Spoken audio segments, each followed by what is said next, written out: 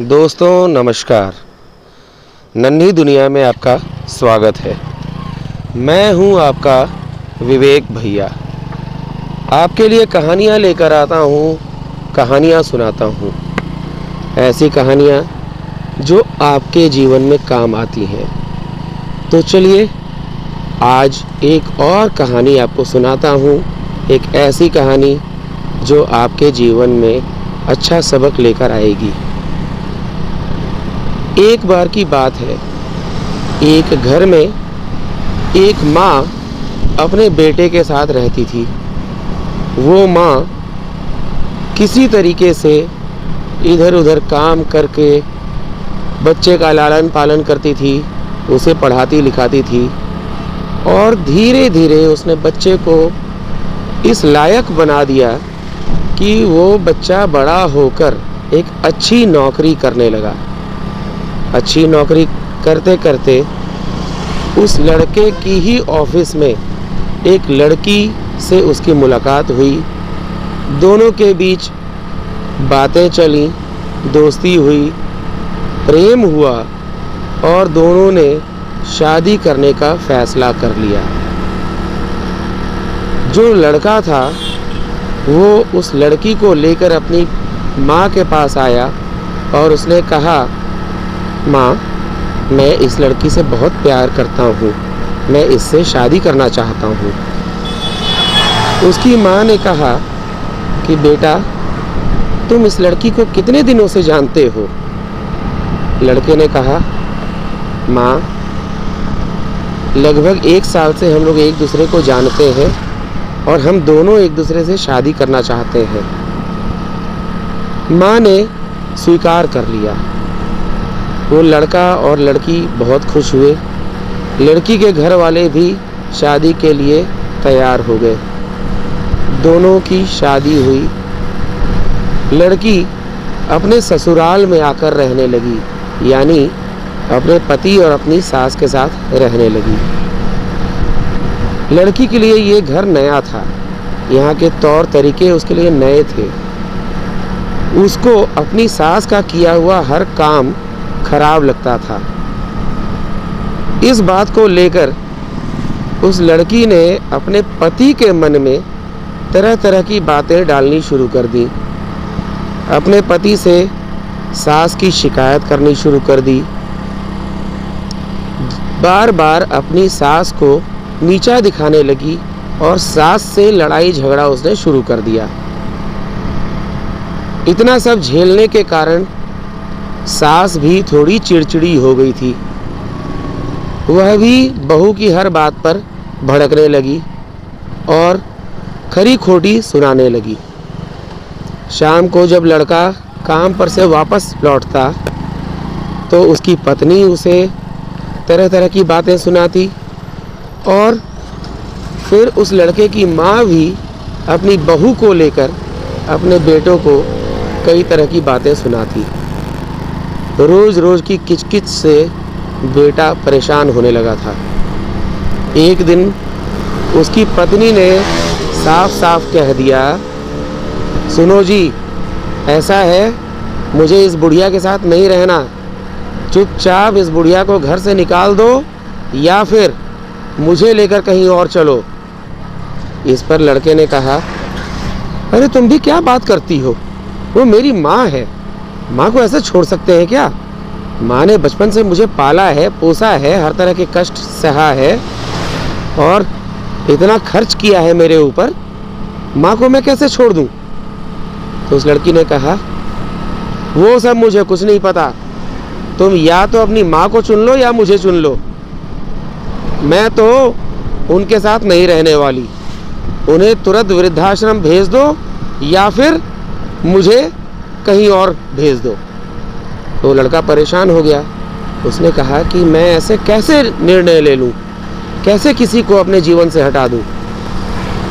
इस पर लड़की ने कहा, देखो जी, साफ साफ कह दे रही हूँ, तुम्हारी माँ ने तुम्हें पाला पोसा है, उसने खर्च किए हैं तुम्हारे ऊपर।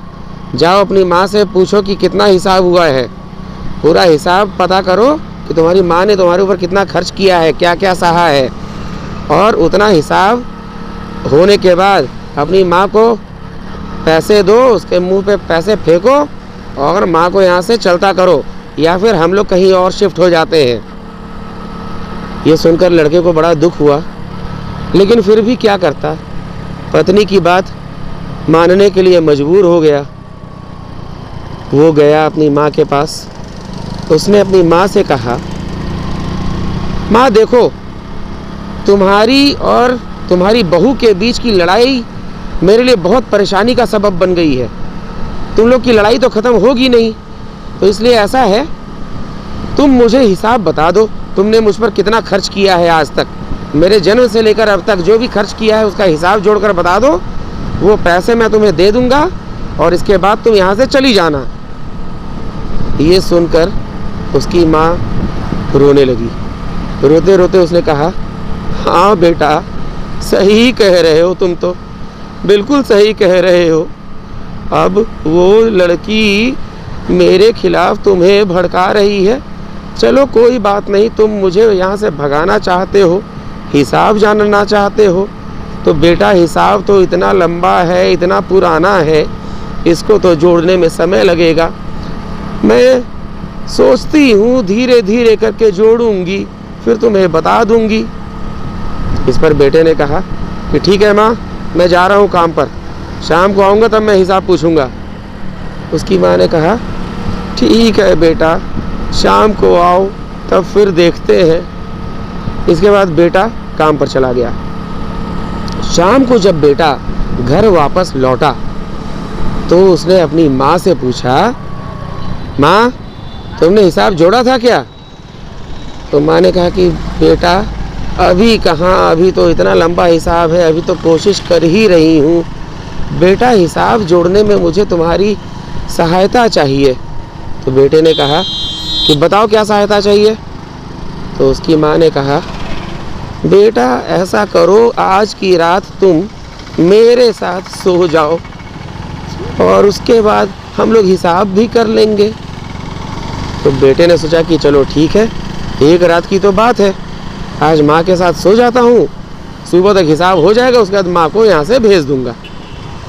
ये कह सोचकर वो अपनी माँ के साथ रात बिताने के लिए राजी हो गया। उसकी पत्नी भी बहुत खुश हो गई। उसने सोचा कि एक रात की बात है, अब इसके बाद तो बुढ़िया के चिक चिक से हमेशा के लिए छुटकारा मिल जाएगा। रात में माँ और बेटा एक ही कमरे में सो गए, एक ही पलंग पर सो गए। आधी रात हो गई तब माँ उठी। माँ ने उठकर बेटे से कहा, बेटा ज़रा उठो, मुझे बहुत ज़ोर की प्यास लगी है, ज़रा पानी ले आओ। बेटा उठा, एक लोटा पानी लेकर आया और माँ को दे दिया। माँ ने एक घूंट पानी पिया और अचानक लोटा माँ के हाथ से गिर गया, बिस्तर पर पानी फैल गया, बिस्तर गीला हो गया। ये देखकर बेटे को बहुत गुस्सा आया, फिर भी उसने कुछ नहीं कहा। उसने सोचा कि बस एक रात की बात है, चलो आज रात झेल लेता हूँ। फिर दोनों सो गए। कुछ देर बाद उसकी माँ ने फिर उसे जगाया। उसकी माँ ने कहा, बेटा मुझे फिर से प्यास लगी है, ज़रा पानी ला दो। तो बेटे को थोड़ा किचकिचाहट आ गई। उसने कहा कि ठीक है ला रहा हूँ, तुम शांत रहो। फिर जाकर वो लोटे में पानी लेकर आया।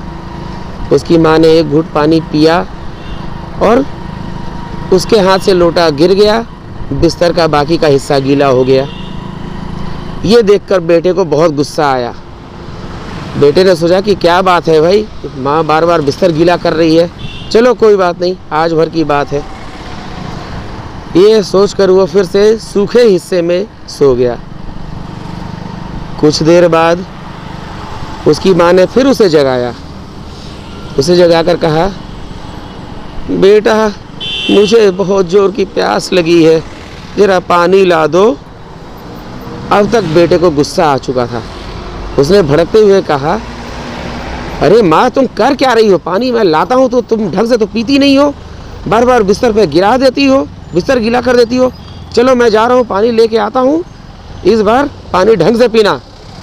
ये कहकर वो गुस्से में गया और लोटे में पानी लेकर आ गया और अपनी माँ की तरफ बढ़ाने लगा। तब तक माँ के हाथ से लोटा सटा और पूरा का पूरा लोटा बिस्तर पर गिर गया। पूरा बिस्तर गीला हो चुका था।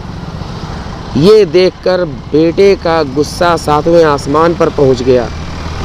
बेटे ने बहुत ज़ोर से झल्लाते हुए कहा, माँ ये तुम कर क्या रही हो?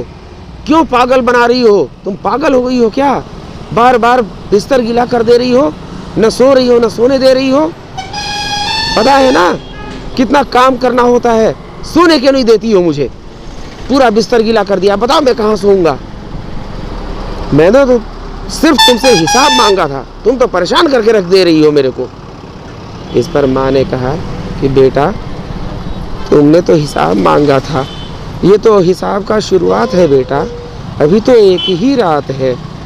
तुम जरा सोचो, जब तुम छोटे थे, तुम हिल नहीं पाते थे, बोल नहीं पाते थे, उस समय मैं क्या करती थी? तुम पूरे बिस्तर पर रात भर इधर से उधर पेशाब करते रहते थे, गीला करते रहते थे बिस्तर को, और फिर भी मैं उसी बिस्तर पर सोती थी किसी तरीके से, उसी बिस्तर पर तुम्हें सूखा में रखती थी और खुद गीले में सोती थी। लेकिन तुमको इतनी दिक्कत हो रही है, अब बताओ तुम मेरे से हिसाब क्या लोगे बेटा? ये सुनकर बेटे को बड़ा ही दुख हुआ। उसने कहा कि हाँ माँ, तुम्हारी बात तो सही है, मुझसे माफ़ कर दो माँ, आज मैं सब समझ गया। और इसके बाद उस बेटे ने अपनी पत्नी को समझाया कि ये मेरी माँ है और माँ को मैं नहीं छोड़ सकता, तुम्हें माँ के अनुसार जीवन जीना होगा और हमें माँ के अनुसार ही जीवन जीने का रास्ता ढूंढना होगा।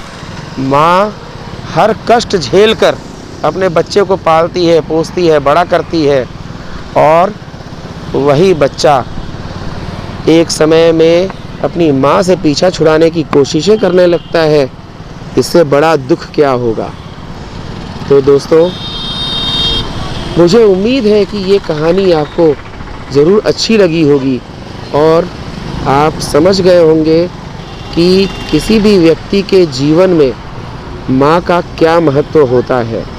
इसलिए अपनी माँ को हमेशा आदर सम्मान दीजिए और माँ की बातों पर कभी भी गुस्साना मत कीजिए। माँ को हमेशा आदर सम्मान दीजिए और प्रेम से रहिए।